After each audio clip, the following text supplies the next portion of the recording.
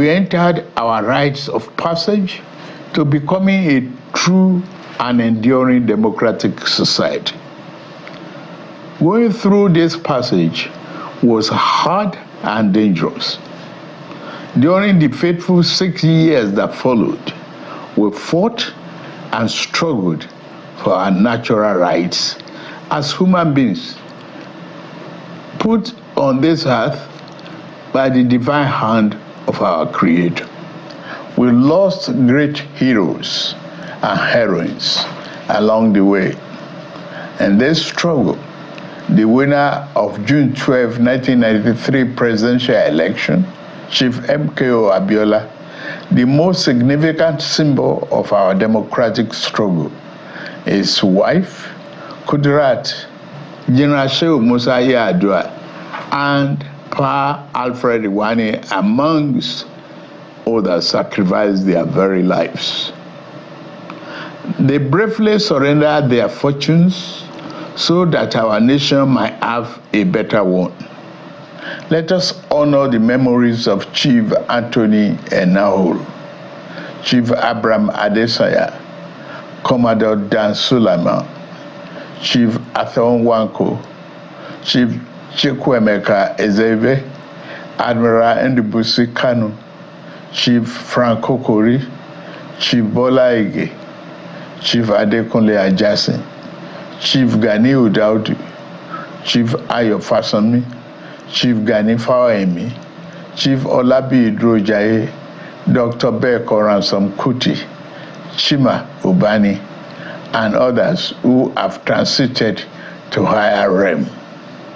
The sacrifices of General Alani Akinriyade, Professor Bolaji Akinyemi, Professor Wole Soyinka, Chief Rab Obioha, Chief Colonel Adebayo, among many others, should never be forgotten.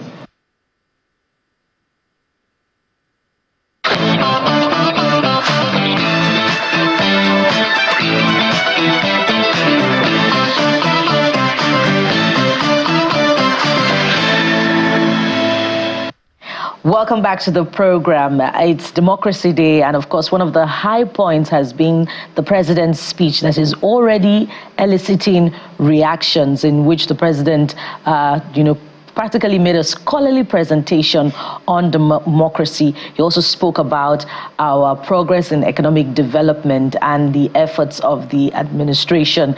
We've moved on from the old guard, the veterans of democracy. Now we're moving on with this segment with what we'll call a younger panel. And let's start by introducing from our Lagos studio, Mr. Timi Olagunju, who is the founder, Youths in Motion. Good morning and welcome to the program. Thank you for having me. Joining us from our Abuja studio later on would be Mr. Stanley Ekpa and Mr. Abdulmumin Abiola. We'll get to them shortly, but let's start off the conversation, first of all, in our Lagos studio. Mr. Olagunju, perhaps you'd like to share with us, first of all, your June 12 experience. On this day, 25 years ago, where were you?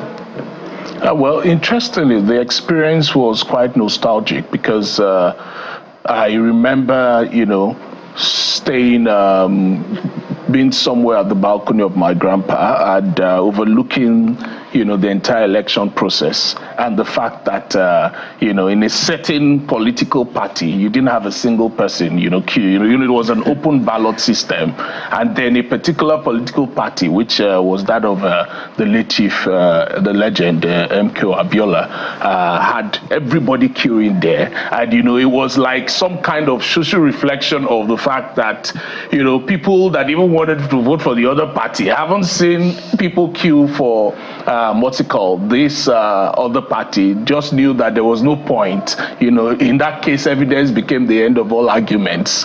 But then the turn of events was quite, to a large extent, something that took everyone by storm. And it left a lasting impression on me, even, as a young person at that time. At that time. Yes. And you were 25 years younger. Oh, 31. So, 31 years. 31 years younger. Younger. So over the years, let's take a walk down memory lane now. We've just seen the martyr of democracy himself, Chief MKO Abiola, who just cast his ballot. And Nigerian voters, there many years down the line, casting their vote in that election that Chief MKO Abiola is nationally acclaimed to have won. And as we celebrate Democracy Day today, it's been declared in honor of Chief MKO Abiola himself, and we see his wife there as well. So many years down the line now, as you reflect on the ideals of our democracy, what are your thoughts, particularly with regards to the president's speech where he, as we have acknowledged, marketed democracy? Some have said that perhaps it's an acknowledgement of the growing threat to democracy within our borders here on the African continent. Have liberal democracies, made more progress because of the developments that we see, and then in Asia as well, where we see more of development? Is democracy, as the president said in his speech, the best form of government as compared to the progress that we see in other parts of the world? I think it's quite it's clear on its own that when it comes to a system that looks beyond the economics and the indicators of it, but looks into the human part of it, and human contribution, the value for people's input and opinion, that democracy is still the best form. So on that, I completely, agree with the president in that regard, because to a large extent, when you look at it carefully, what other form of government would allow people to be able to add value, to governance in a certain way as to drive an inclusivity? Democracy is still it. If there's any other better form, anyone can come up with it. But for now, democracy is still it. However, democracy can still be better. It can evolve. It can evolve to suit the local context of, the society that it finds itself. Let's go to our Abuja studio now. We have our guests ready. Mr. Stanley Ekpa also joins us. He's a legal practitioner. And we also have Mr. Abdulmumuni Abiola, who is the president, MKO Abiola Foundation. Naturally, Mr. Abiola, I'm going to start with you. You are the son of the matter of a democracy. So we're going to ask you as well to reflect on June 12. Where were you on June 12, 1993?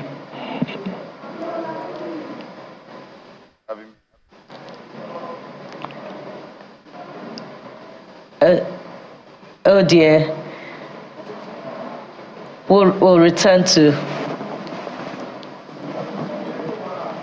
Mr. Abiola. The audio is still not perfect right now. As we continue with the president's speech, what are some of the other high points for you? For his honest speech? Well, interestingly, firstly is that the fact that the president was able to acknowledge specific names, re-echoing the old national anthem, which is my favorite, though, even though we have a new one, which is "The labor of our heroes past shall never be in vain." The president really echoed that fact, mentioning specific people, that symbolize, and those who weren't mentioned, but, were encapsulated or captured by that speech. That itself, for me, is quite commendable. And then, because what you promote is what becomes popular. People must know that human beings, have actually sacrificed sweat and blood, and it's important that the president re-echoed that. Also, in terms of the issue of, the economic diversification, which has been a long-touted issue, the need to have that conversation about that long due conversation about the need for the economy to be diversified away from oil and the likes. That's also very commendable from the president. And then lastly is the fact that the president spoke to the minimum wage issue and certain policy actions that could be taken. My own low points, if I'm allowed, to talk about the low points on the speech, is the fact that there was a certain level of untruths. Usman Danfodio said something. He said, "Conscience is an open wound. Only truth can heal." Now, if you look at, maybe that's the president's style, unlike Yar'Adua's style, where he acknowledged that indeed our electoral process was not transparent as to have brought him into office, and also needed to be rejigged. I didn't see that kind of statement. What I saw was a blanket statement from the president saying there was a transparent, there's been transparent, fair and free election. But the evidence is the end of argument. The evidence on ground does not speak to the fact that our elections have been increasingly transparent. That's just my gross with the president's speech in that sense. Well, the president said quite a number of things. When he said he spoke to the minimum wage, well, some would disagree because he didn't quite speak to it Those specifics. They wanted to hear. At least they wanted to hear a figure. And I think that would have been, yes, maybe he's trying to run away from the controversy, but that's what governance is all about. If you've made a decision, it's great to let the people know. You're about to say the thing you said that the father will not hear in the beginning. It's the same father that will resolve it anyway. That makes sense. To play the devil's advocate for the president, in that sense, is that, that he made a statement on removal of fuel subsidy, which I consider an abrupt statement, right, considering that you've not looked at the policy environment. And then this is where we are. So maybe the president is trying not to jump, gun. Maybe that was but this isn't, because there's been a process to it. The tripartite committee has met, they have presented their report to him. But let's talk about something that the president said, which is the fact that the true meaning of democracy is not just in looking back alone. The real work to be done is actually ahead of us.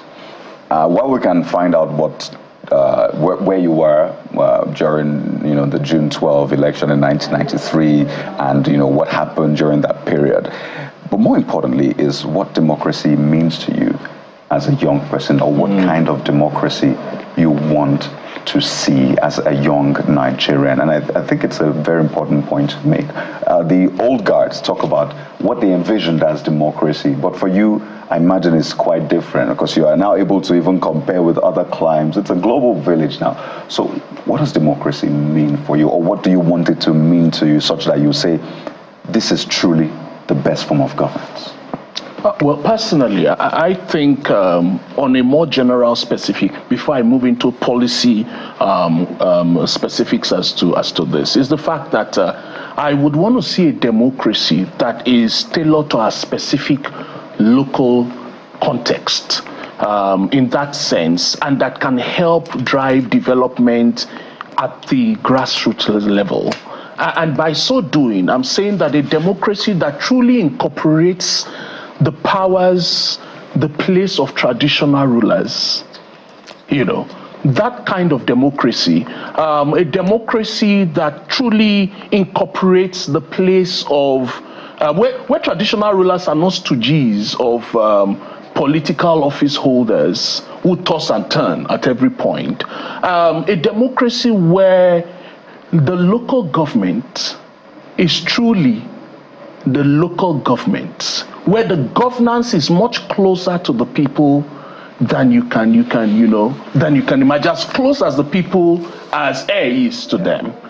So those are the kind of those are some of the ideals that a democracy where the federal government is not all-knowing, where there is a certain allowance for state governance to be able to work hard to make its own revenue and then pay the federal government a certain fee, not the other way around, working and then the federal government now dictates who gets what.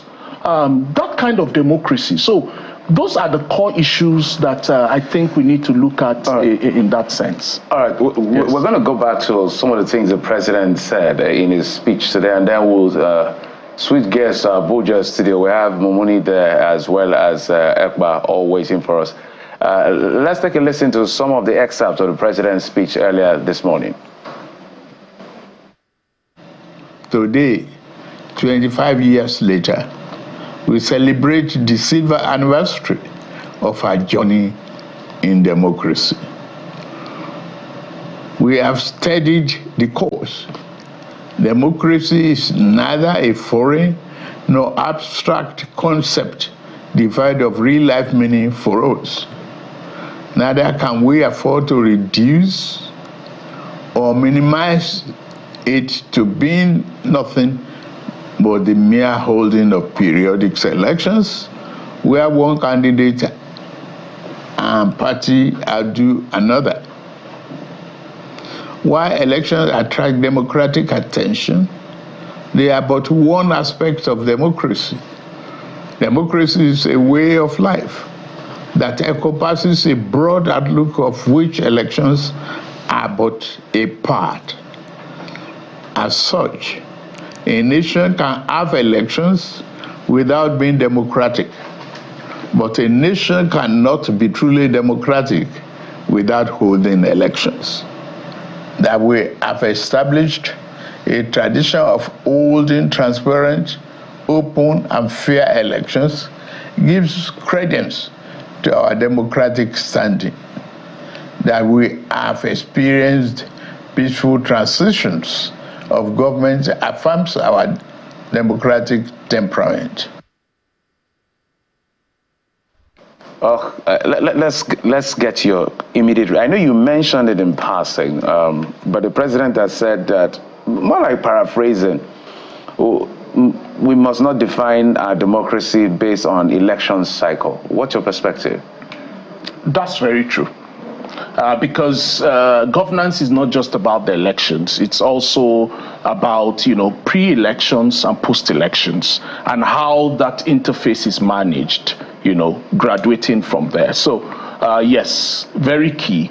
But then the electoral cycle is like the equilibrium point, without which there can never be any flow, whether pre or post. But then bringing it back to the context of the question that he asked and connecting it with what you asked, as regards democracy and the kind of democracy, that we should also be looking at. As a young person, I would want to see a democracy where, it is not just about elections and young people's involvement during elections, but young people's involvement pre and post elections, where there are institutions in place that ensure that young people are part of the policy making process, not the way we have it, where a few young persons are appointed as special advisors, ministers. No, I mean that we do not have as a country a whole democratic structure. We do not have a presidential internship or fellowship program where distinguished young people, right, can have the privilege from different communities to learn the ropes of governance. Let's further democratize the program, yes, really, and bring in more people. As we said, democracy. Absolutely. Abdulmumin Abiola, President MKO Abiola Foundation, Stanley Ekpa, legal practitioner. Finally, we can have you. And Abdulmumin, we started with you earlier on, just to get a sense of what it was for you then. For Nigerians, they know, but for you, you were right there under the tutelage of your father, probably wondering what is going on. So walk us through that process, really, the experience for you. No, I actually thought it was a great experience, actually. For me at the time, we had, I was I was infatuated. I was so proud of my dad, and I always wanted to be around him. He was obviously so busy, but what happened was, on that day, there's this famous picture that is all around on the websites and everything, where he's holding my hand and he's coming back after he does his votes. Obviously, I couldn't go out with him because there was a lot of people with him. So when he came back, I held his hand and he walked me into the house. And I could tell that, there was this atmosphere of hope. People were, it was like a celebration. Like nobody ever, I don't think my father even actually thought he was going to lose the election. He was just thinking it's a matter of time before he's announced as the president and the real work could start. And I think that was all he cared about. And I want to just take you back before even the elections. My father, tried to run to be president in '83. They had told him, the powers that be at the time that the ticket is not for sale. I don't understand why my father would need to buy the ticket, but that's what they said, and I think that was a way for them to just push him away and not have him run. He didn't run, obviously, and then in 1999 he came out again. But this man had been preparing for this thing. He had reached out to professors across the length and breadth of Nigeria, and I'm not saying that he went outside the country. No. There were some Nigerian professors who were based outside the country who he reached out to give him like an idea of what should be done. What steps would they have taken? My father was only an accountant, so he could do the accounting or the auditing aspect of governance. But there were other sectors, the health sector, education, basic sectors that are critical to the nation, to the progress of a nation. And he did his research. And I think it's important that we understand that before we want any leadership positions, we should be prepared for those positions. So he did the research, and he was just waiting for them to announce him president, where he can now actualize some of these things he had done. He said it vividly: Nigerians will fix Nigeria. I understand that today we're marking June 12th, Happy Democracy Day, but Nigeria itself is not necessarily towing that path that my father might have envisioned. And I think it's important that, as Mr. President said rightly, that he was also a key stakeholder to this democratic journey. He knows exactly what they were trying to do. And I would also, plead with the people in government today to look at any and every way possible to get us back on track. And I see some of these steps and some of these policies that are going to lead us to that promised land. It's just going to take a little bit longer. But as we wait for these, for the dividends of this democracy, it is important that we do not suffocate the Nigerian people. It is important that we start to, it's like, the stick and the carrot. You put a little bit of sucker. You can't just, push policies without sensitizing the people. We need to, first of all, let people know where we are going so that they can actually adapt to that policy. My father said this thing very clearly. He said, look, what I intend to do is to be a good leader. And a good leader only has one duty: to show guidance, to advise, to even try to convince. But I have no business trying to force you to do something you don't want to do. So my role as a leader will be to just educate my people, tell them what is important. And once we can do that, Nigerian people would understand the sincerity in the purpose of what we're trying to do, and they will also engage. Like I said, Abiola will not have come to maybe Ogun State to come and fix the gutter. But because the Nigerian people believed in the vision, they would have done that themselves, because they believe in that future. And the future might not be for them to succeed. Like my father now, we're talking about him he's been dead for about 20-something years, but we're talking about 31 years of 25 years of uninterrupted democracy. What I'm saying to you is that my father never thought that, he probably never thought he would die. He thought he was going to be able to run, go do his first term and maybe have another chance to do more. But he didn't do it. But like I said, what we do, our actions we take now is not necessarily for our own benefit. It is for the future generation's benefit. So Mr. President's actions today might not necessarily be for his benefit. He might not even see the results of those actions he's taking, but those actions need to be taken for the future of this nation. I am encouraged that he has identified that there's some economic challenges that we're going through. And it's important that he hasn't seen that there are economic challenges. What are the steps that we're going to do or take to get us out of it? I am ready to lay my energy, time, and support towards helping Mr. President get to that promised land. Yes, Mr. President is the one in the villa. I am the one, why? But we are all in Nigeria. So it doesn't really matter where in Nigeria you are, as long as Nigeria is working. So I am totally engaged with Mr. President's vision towards this renewed hope, because I think we need to renew this hope. I'm hoping that our next June 12 will be something that will be a thing of celebration. Now we're reflecting. We have looked back, but it's enough of looking back. It's now time to forge to do the work and move this country forward. So alhamdulillah, thank you so much, because your I think fire that it's important and that we passion. understand. Mr. Abiola, your fire and passion are indeed unmistakable, and I'm sure that a lot of Nigerians are seeing an MKO incarnate in you, and not just in that passion, but also in your tone of voice as well. Let's further democratize the conversation as we now go to Mr. Stanley Ekpa. Mr. Abiola has talked a lot about what needs to be done in practical terms, besides the yearly grandstanding and the speech making. If we piggyback to Mr. Timmy's commentary as well about young people and the need for inclusion in democratic development, do you see, beyond the appointments that he talked about being mere tokenism, do you see a deliberate involvement of young people in decision making that would actually cause a change? Thank you very much. And once again, let me join other Nigerians to congratulate all of us for witnessing a quarter of a century history of unbroken version of our own democracy, and also to commiserate with families of those that have lost their lives, on this journey of building a stable and functional democracy for all Nigerians. Back to your question, I do not think that we've built a system that is meant to engage young Nigerians in beyond those that have the privilege to be part of the system. And why do I say so?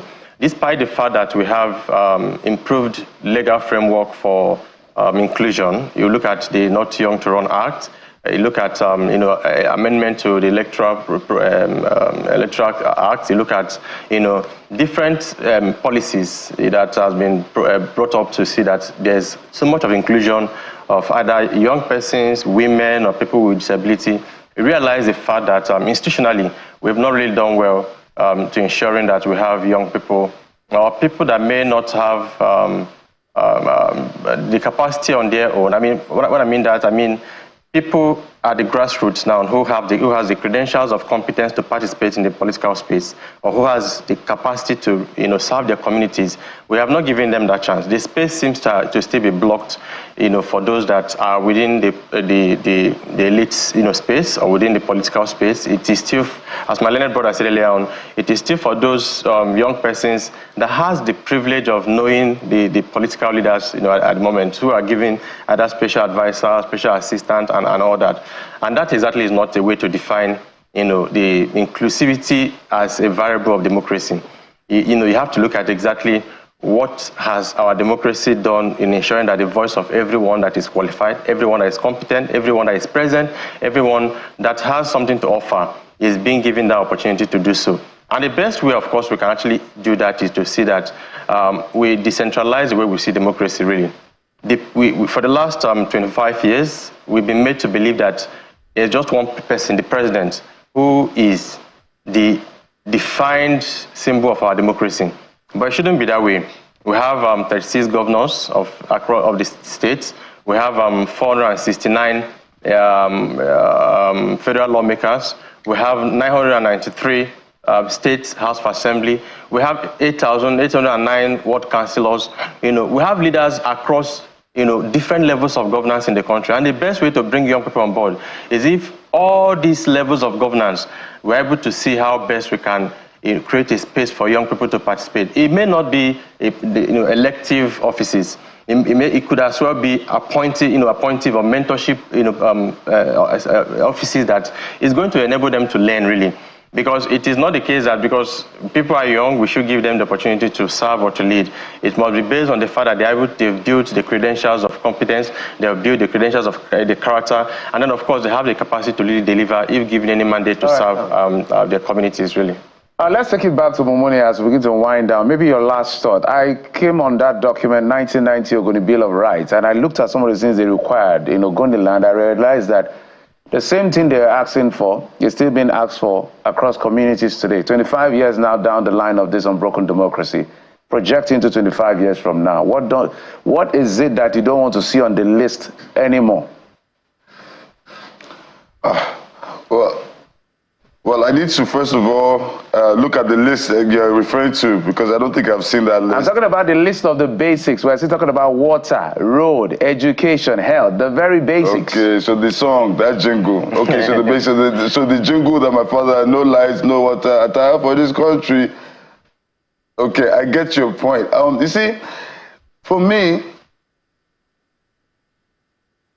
Go ahead. For me, I think it's it's important that we put our democracy in context.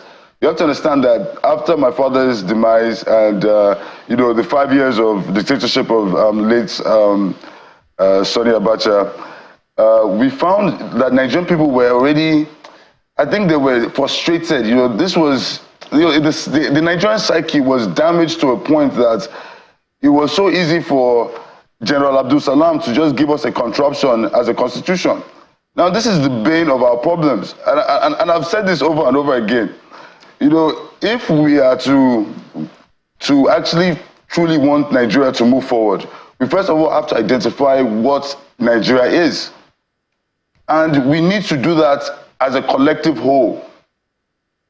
I would, I look forward to this speech from Mr. President, and I hoped that he was going to talk about maybe constitutional amendments. We can see that there's so many things that we're going through in the country that the Constitution is silent about. We're talking about local governments and their autonomy, and, we're having different, with dissenting voices. We need to have a document that accurately depicts us and guides us towards that goal.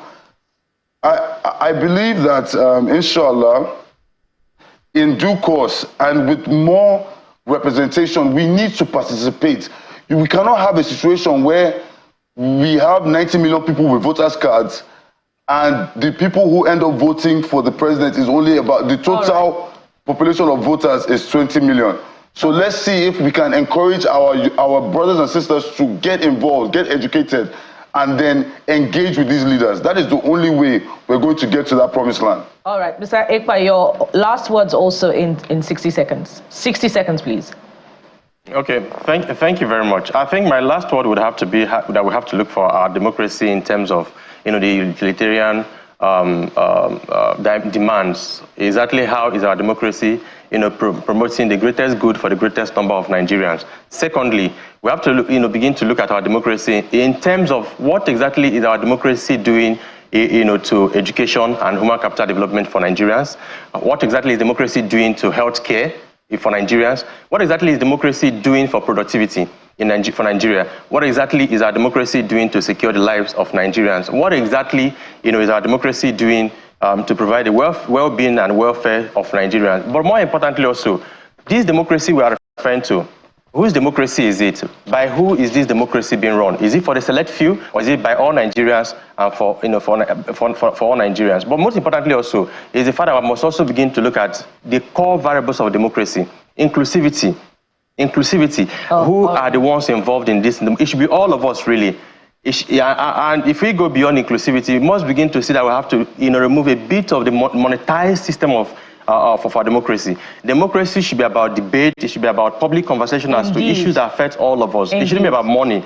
It shouldn't be about those that have the control over the structure. Yes, it should be also more about how we have to implement. Thank you so much. We're totally out of time, pardon me. This Young People's Parliament has indeed been vibrant, and as a result, a profound gratitude to you, Mr. Stanley Ekpa, legal practitioner who joined us from our Abuja studio, Mr. Abumumuni Abiola, Mr. Abdulmumuni Abiola, President MKO Abiola Foundation. Thank you for your time on the program. And from our Lagos studio, Mr. Timi Olagunju, the founder, Youths in Motion. Thank you so much for your time on the program. Thank you for having us.